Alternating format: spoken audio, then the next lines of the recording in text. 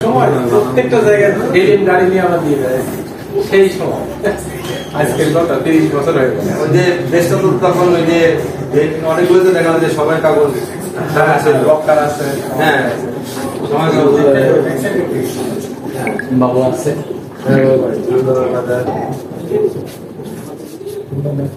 ভদ্রলোক তখন ছিল সবাই কাগজ ছিল, শুদ্ধবাদ ছিল, হাওয়া ছিল, এখনো আছে।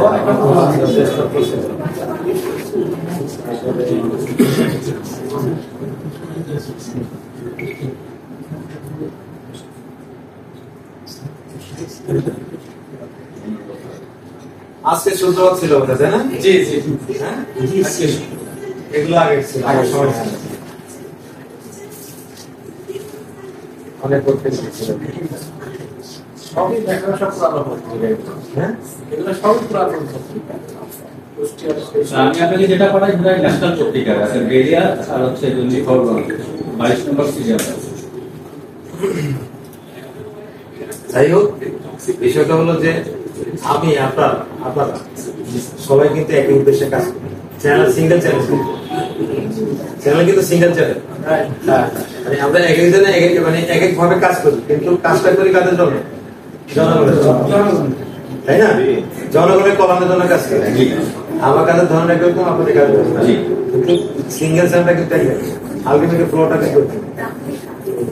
আশা করি আপনারা আমাদের ভালো কাজগুলো ইতিবাচক ভাবে দেখবেন, আমাদের গুরুত্বগুলো ধরিয়ে দেবেন অবশ্যই। আর আরেকটা জিনিস আমি দেখলাম যে কয়েকদিনে এখানে একটা প্রবণতা আপনাদের জানিয়ে রাখি, ধরেন কোন একটা হত্যাকাণ্ড হলো, দেখা যায় 3 জন লোক জড়িত ছিল, আইনি একটা বিধান হলো যখন একটা অপরাধ হয় সাথে সাথে পুলিশের সাহায্য নেওয়া একটা আইনি বিধান। তো তখন সাথে সাথে মামলা করে, মামলা করার জন্য সময় নেই, সলা পরামর্শ করে বিভিন্ন জায়গায় যায়, যাওয়ার পরে 20-22 জন দিয়ে নিয়ে উদ্দেশ্য হলো মামলা। আমরা কিন্তু মামলা নিতে পারি, মামলা নেওয়ার পর কি হয়, তখন এই আসামিদের গ্রেপ্তার করার জন্য চাপ সৃষ্টি হয় যে মামলার আসামি প্রকাশে ঘুরে বেড়াচ্ছে, পুলিশ ধরে না, এরকম অভিযোগ করে না। কিন্তু আইনি বিধানটা হলো যে আমি প্রাইমারি ফেসে একটা কথা সাইডে ভাষা যে প্রাথমিক তদন্ত যদি কাউকে মানে দোষী হওয়ার মতো মানে তার অপরাধের সাথে জড়িত হওয়ার সম্পৃক্ত হওয়ার প্রাথমিকভাবে পর্যাপ্ত সাক্ষ্য প্রমাণ না থাকে, সেই ক্ষেত্রে কিন্তু আইন আমাকে বলেছে তুমি তাকে কি করবো না, গ্রেফতার করবো না। কারণ একটা মানুষকে যদি আমি আটক রাখি তো তার মানব অধিকার লঙ্ঘন হয় নিরীহ লোককে। পরবর্তী দেখা যায় সে জামিন পেলো বা চার্জশিট থেকে তার নাম বাদ গেল, তাদের লসটা হলো, সেই লসটা তো আমরা ভোট দিতে পারি।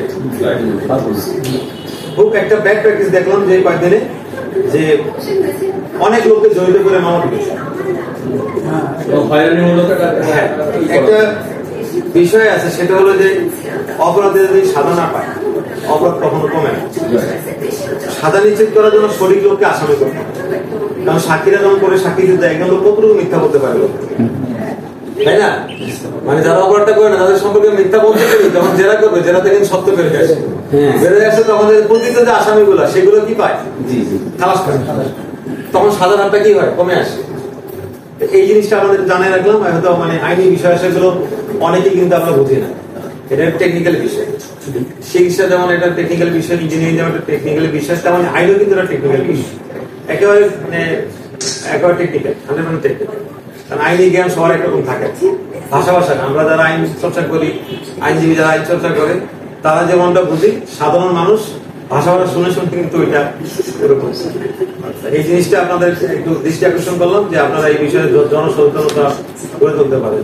এই যে একটা প্রবণতা যে অনেক লোককে আসামি করে তারপরে তাদেরকে গ্রেফতার করা, চাপ দেওয়া, প্রেশার তৈরি করা, হয়তো মানুষ মিডিয়ার আশ্রয় নেয়, মিডিয়া হয়তো মনে করে যে মানে মামলার আসামি।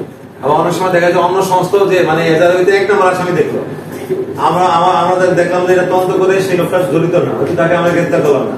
আবার অনেক সংস্থা আছে যে তারা মানে ওই যে 1 নম্বর আসামি দেখে কি করে ধরে ফেলতে পারে, তাই না? মনে করতে যে 1 নম্বর আসামি, 1 নম্বর আসামি মানে কি সবচেয়ে বড় অপরাধ। এটা দেখা যায় ঘটনা তদন্ত করছে, 1 নম্বর আসামি ছিল 10 শিক্ষা করে, সে জানেই না। এরকম কিন্তু হয়ে যায়, মানে এই ক্ষতিটা হয়, ক্ষতিটা কিন্তু তখন আমরা তাকে ওই সময়টা আমরা ফেরত দিতে পারি না। তার যে ক্ষয়ক্ষতিটা হয় সামাজিকভাবে, আর্থিকভাবে, তার মানে সে জেলে যায়, জেল থাকে, বিনা দোষে জেল থাকে, এইটা কিন্তু আমরা ফেরত দিতে পারি না। সুতরাং আপনাদের প্রতি এই যে একটা জিনিস মানে আপনাদের বললাম এইটা আপনারা হ্যাঁ আপনারা কিন্তু এটা দেখতে পারেন, এটা নিয়ে লেখালেখি করতে পারেন, মানুষের সচেতন করতে পারেন যে এরকম করলে প্রকৃত আসামিরা কি পায়। আর কিছু আছে কিনা বলেন। আজকে আমি 7টা থেকে মানে মাসিক কনফারেন্স ছিল, সেখানে আমি শেষ করলাম। আমাদের একটা ছোট একটা সমস্যা আছে, এই জন্যই আরো শেয়ার করা। বাংলাদেশ প্রেস ক্লাব কুষ্টিয়া জেলা শাখার যে প্রাক্তন সভাপতি, উনি গতকালকে আপনার কাছে দেখা করতে আসছিল। আসার পরে উনি গত 8ই জুন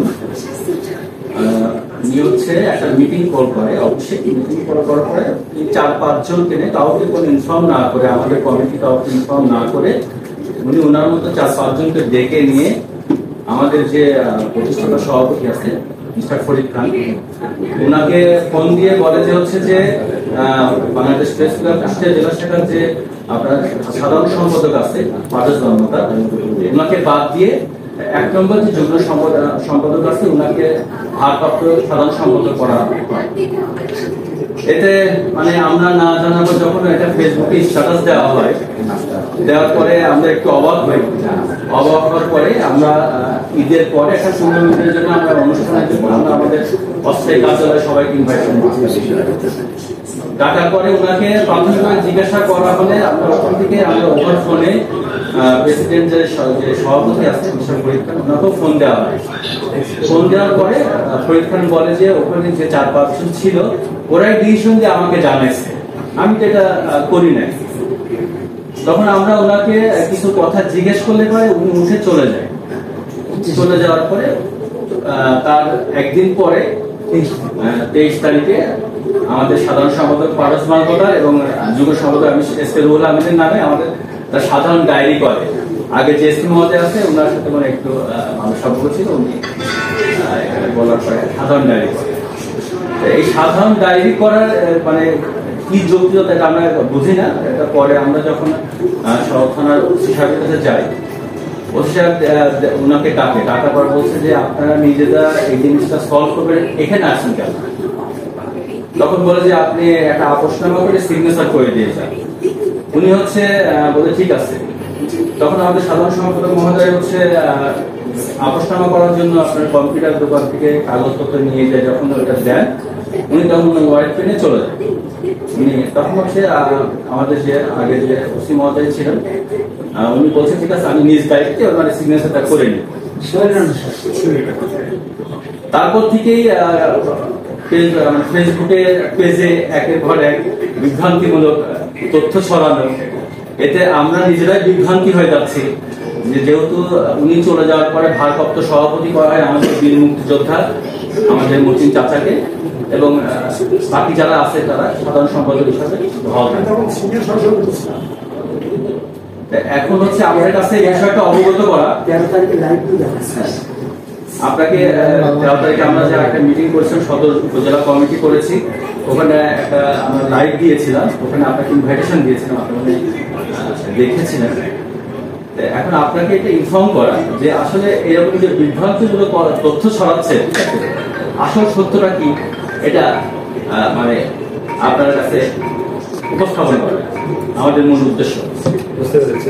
জিডি যেহেতু বলেছে এটা আপনারা নিশ্চিত থাকেন যে যেকোনো জিডি হোক মামলা জি করতে পারে,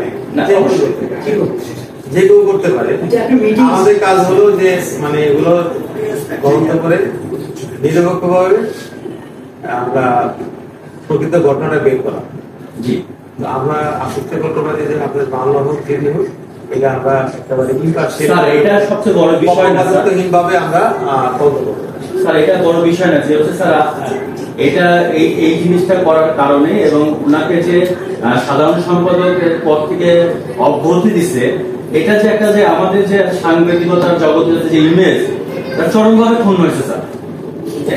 এই জায়গাটা তো আমাদের অ্যাক্সেস মানে এটা আপনাকে স্যার মানে আমাদের অ্যাক্সেস আছে বলে না স্যার আমাদের কষ্টের কথা আমাদের কষ্টের কথা বলতেছে আপনাকে যে উনি যে অন্যায়টা করছে উনি এটা মানে কার দুঃসাহসে এটা করছে মানে এটা আপনার কাছে আমাদের একটা মানে প্রস্তাব থাকলো যে হচ্ছে এটা খুঁজে বের করা যে স্যার যে উনি তার মানে ইন্ধনে এই কাজগুলো করতেছে যে এত সাহস পাচ্ছে কিভাবে যাকে অলরেডি অব্যাহতি দেওয়া হয়ে গেছে সে গতকালকে আপনাকে সভাপতি হিসাবে ফোন দিয়ে গেছে 4 জনকে নিয়ে একজন হচ্ছে ফার্মেসি আপনি দেখতে পারেন বিষয়টা হলো যে একজন আসে 5 জন আসে 20 জন আসে হ্যাঁ আমার দরজা তো সবার জন্য খোলা অবশ্যই আমার দরজা বন্ধ রাখতে পারি না আমার সাথে কেউ যদি সৈন্য সাক্ষাৎ করতে আসে আমি যদি নতুন যোগদান করছি আমি প্রথম দিনই কিন্তু একটা কথা বলেছি আপনারা শুনেছেন স্যার আমি এটা খুব ভালোভাবে শুনেছি স্যার এটা স্যার যে আপনি বলছেন যে আমার সাথে যারা ছবি তুলতেছে তার মানে এই নয় যে আমার নাম ভাঙে সে তারা হচ্ছে অবাধে বিচরণ করবে আমি আমার আইন প্রয়োগের ক্ষেত্রে আমার নিরপেক্ষতার ক্ষেত্রে আমার পেশাদারিত্বের ক্ষেত্রে আমি অটল থাকবো আমি জনগণের বন্ধু হতে চাই আমি জনগণের সেবা করতে চাই সেই ক্ষেত্রে সবার সহযোগিতা আমার লাগবে এখানে নানান শ্রেণীর লোক আসবে আমার কাছে কেউ হয়তো মানে ভালো লোক আসবে তার থেকে কেউ মতলব বাজ আসবে বিভিন্ন লোক আসতে পারে কিন্তু আমার দায়িত্বের ক্ষেত্রে আমার কর্তব্যের ক্ষেত্রে আমি আমার পেশাদারিত্বের জায়গা থেকে আপনারা অতীত দেখেছেন আমার পেশাদারিত্বের জায়গায় আমি কখনো মানে কিছু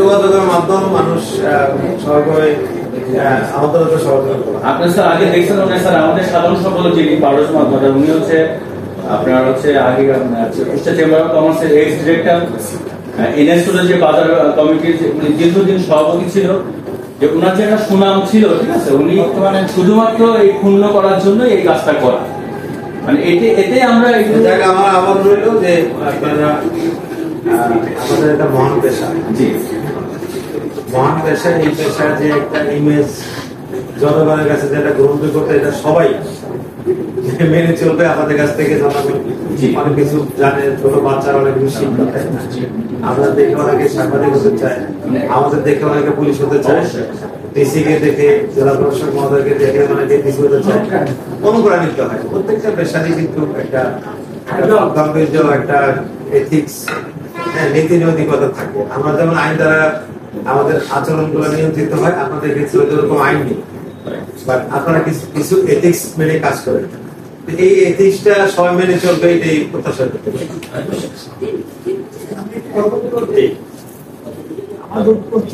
আমি তো আইন লোক ভালো কিছু নাই যেগুলো সমিতি হোক সংগঠন হোক তার একটা নিয়মতান্ত্রিক গঠনতন্ত্র কোনো ভুল ত্রুটি করে তাকে প্রথমে সতর্ক করা জব্দি করা হয় তারপরে তার বিরুদ্ধে অ্যাকশন উনি এ ধরনের কোনো প্রক্রিয়ায় না থেকে ভূমিকাদি তার পছন্দ হলো না উনি ঘোষণা করে দিল বাতিল ওই দায়িত্ব আরো দুঃখজনক হচ্ছে মিরপুর থানার একটা পূর্ণাঙ্গ কমিটি অ্যাপ্রুভ করা কমিটি ছিল সেই কমিটিকে উনি ঘরে বসে পেপার স্টেটমেন্ট করে দিলেন যে ওদের বাতিল করে ঘোষণা করা হয় এই যে সাংবাদিক গুলো যে মানে দিনকে সবার কাছে হেলমেট বলা হচ্ছে এটা খুবই বেদনা দেয় মানে উনি কিভাবে করছে আমাদের মাথার ভিতরে ঢুকে সেই জন্য আপনারা ছাড়া আপনি আমাদের আপনজন আমি একজন মুক্তিযোদ্ধাদের দেশের জন্য যতটুকু ত্যাগ স্বীকার করেছিলাম আজকে আপনার জীবনের পরন্ত বেলায় আসছে আমি এর মধ্যে আসি থাকার পরে আমি হতবাক হয়ে গেছি উনি একজন বয়োজ্যেষ্ঠ লোক উনিও কারণে ধারি ধারে না আর খেয়াল কিছু যা কিছু করে যাচ্ছে দেখেন আমরা এতগুলো লোক আসছে এখানে সেগুলো সবাই সাংবাদিক কমিটির মেম্বার আর ওনার সাথে 4 জন না 5 জন কমিটির মেম্বারকে নিয়ে উনি এগুলা করছে আমরা সেন্ট্রাল এগুলো জানাই দিচ্ছি সবাই আপনার সাথে সাক্ষাৎ করতে দেখা হলো আরেকটা স্যার বিষয় স্যার উনি নিজেকে স্যার ডাক্তার বলে দাবি করে স্যার উনার হচ্ছে একটা বিজনেস স্যার একজন ডাক্তার মেডিসিন নারী শিশু নাক কান গলা এবং যৌন রোগ বিশেষজ্ঞ কিভাবে হয় মানে এটা মানে উনি কার্ডে এটা উপস্থাপনা করছেন উনি স্যার হচ্ছে শিকাগোতে সিআরপিতে রেলওয়েতে এম মান্নান নামে একজন ভদ্রলোক ছিল উনি মারা গেছেন মারা যাওয়ার পরে উনি রেলওয়েতে যতবারই যায় ততবারই উনি বলে আমি রেলওয়ে ঊর্ধ্বতন কর্মকর্তা ছিলাম, ডাক্তার এম এ মান্না, ঠিক আছে। মানে আর ওনার নামে একটা মার্ডার কেসের এলিগেশনও আছে 10-15। আপনি যখন ছিলেন স্যার, আগে যখন ছিলেন তখন স্যার কুমারখালীতে কোর্টে আছে এটা। আমার কথা হচ্ছে এত অন্যায় করে একটা লোক কিভাবে স্যার, আর সবচেয়ে বড় কথা ওসি সাহেবের কথা ভায়োলেট করে উনি কিন্তু আর আসে নাই। এটা একটা চরম একটা